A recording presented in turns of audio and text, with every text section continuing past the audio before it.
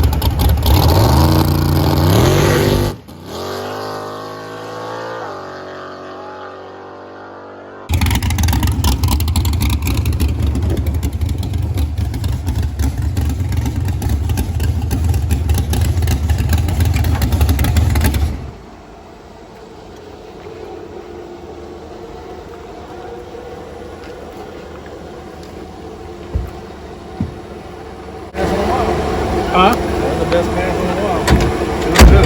Sounded good too. Nice and crisp down on the big end. Not like choppy like those next one. Huh?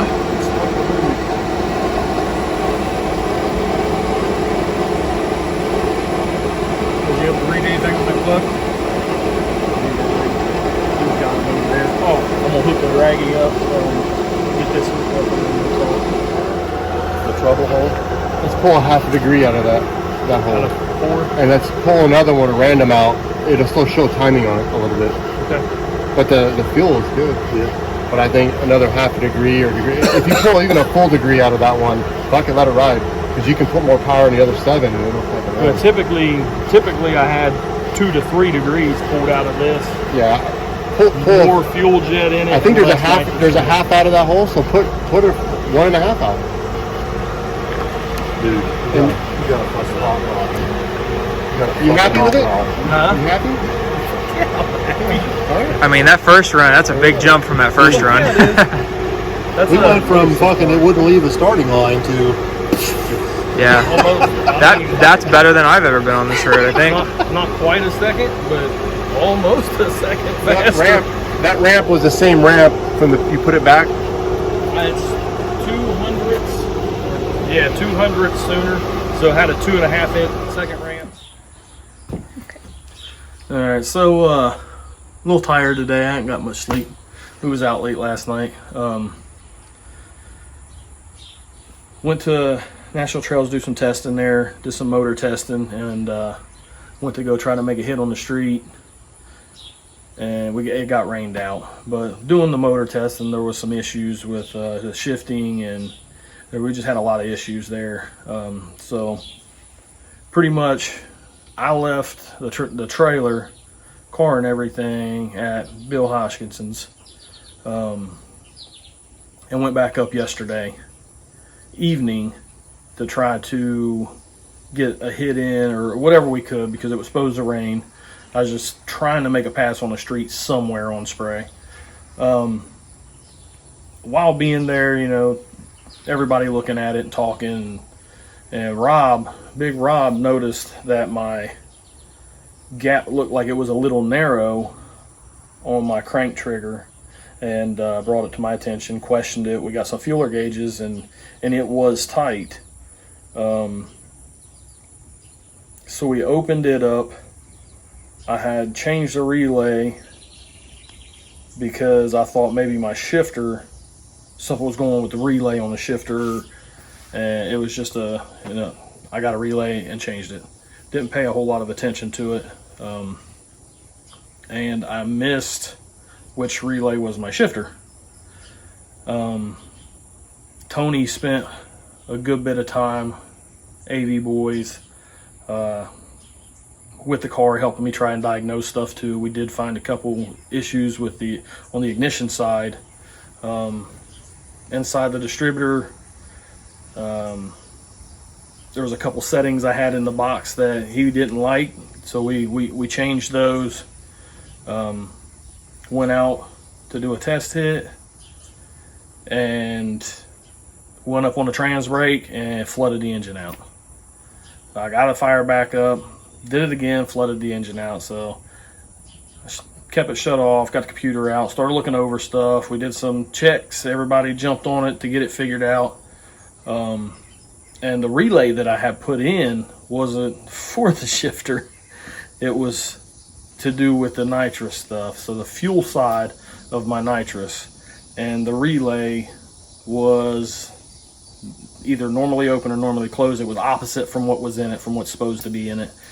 Didn't pay any attention, plugged it in, thought it was for the shifter, but it wasn't. And so when I go up on the trans brake, it was turning the fuel solenoids off when it was turning the nitrous solenoids, or it was turning the fuel solenoids on when it was turning the nitrous solenoids off, with the micro switch and the trans brake pushed. So we got that figured out, got it switched out and fixed, made the test hit, and we had a good starting point. We had something to go off of. It wasn't a good one by any means. It did hook. It wasn't a good hit. And made a couple changes, did another test hit, and it was just real flat. The third hit was a good hit. I gotta thank Billy, Tony, all of those guys, Tess for coming in, everybody, my wife, Rob, everybody that was there that pitched in. I've struggled with this thing for so long. It was just nice to have knowledgeable people standing there with suggestions and the know-how, the knowledge to help me get it lined out. We're definitely on our way to having a hot rod again. The car did work. It had mile an hour. It had RPM. Everything is working good. It is on a small shot and just one kit that will get stepped up in the future. But this weekend we're going to race on the one kit and see how it does. Try to clean it up some. So I do appreciate everybody that pitched in and helped from the start to the finish, and everybody that's been with me and helped me out along the way before these issues started. And all the fans, all the people, everybody that watches, I appreciate it. And I mean, stick around because I think we're on a downhill side of this, and we're gonna get faster and it's gonna get better.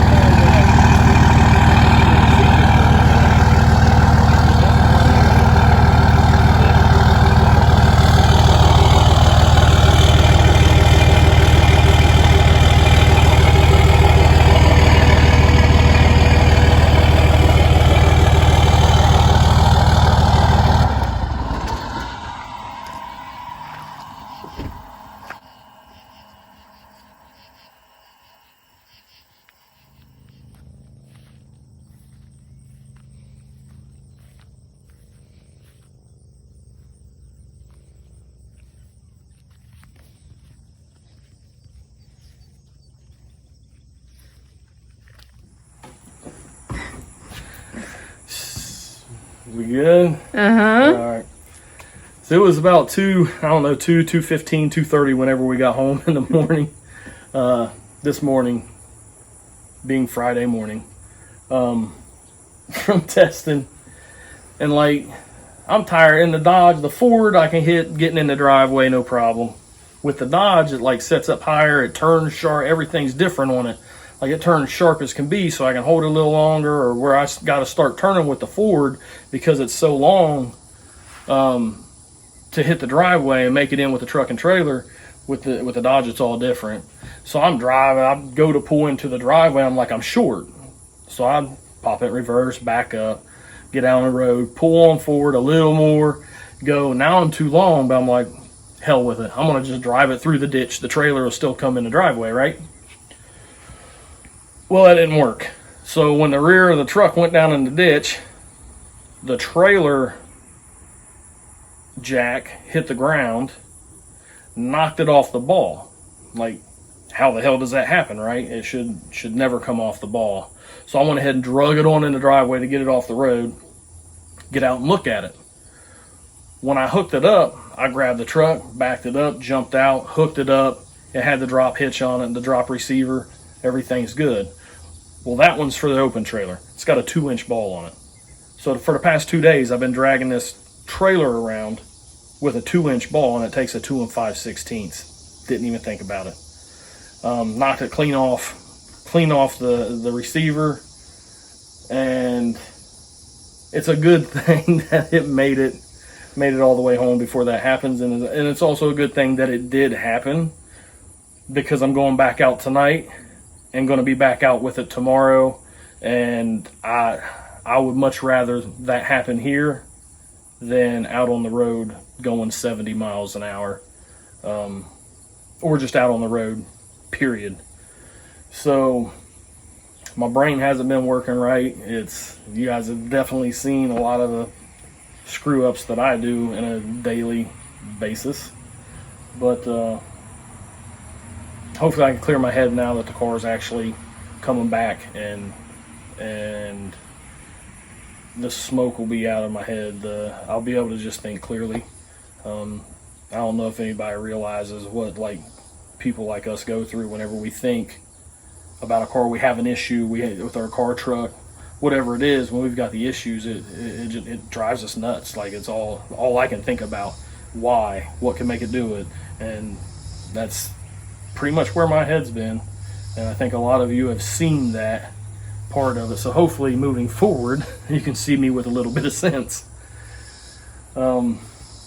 But I wanted to fill you in on a little episode with the trailer there, and there's a little bit of video to see kind of what happened. It does have the right receiver in it now, so we should be good to go tonight.